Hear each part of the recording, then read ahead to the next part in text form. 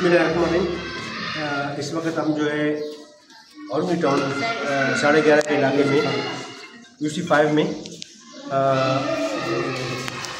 Typhoid के हवाले से जो है वैक्सीनेशन का जो WHO और सेंट्रल गवर्नमेंट के इश्तराक से जो अमल शुरू किया गया है, फ्री ऑफ कॉस्ट घर घर जाके स्कूलों में जो टाइफाइड के हवाले से वैक्सीनेशन किए जा रहे हैं, उस सिलसिले में जो है आज हम इब्तिदा कर रहे हैं औरंगी टाउन UC5 से। तो यहाँ हमारे पास पोलियो की टीम भी मौजूद है, WHO की टीम मौजूद है और मैं शुक्रिया अदा करता हूँ, इन्होंने मुझे मदद किया यहाँ पे और ये यहाँ प्रोग्राम हमने यहाँ से इफ्तिताह किया। 13 मई से 25 मई तक जो है ये सिलसिला जारी रहेगा।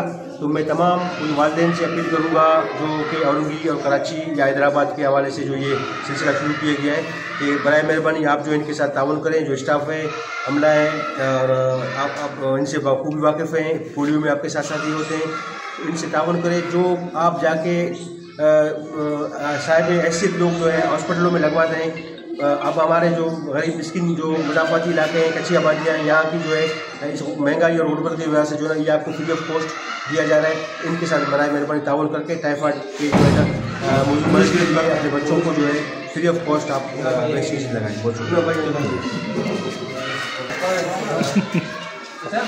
चलें आप लोग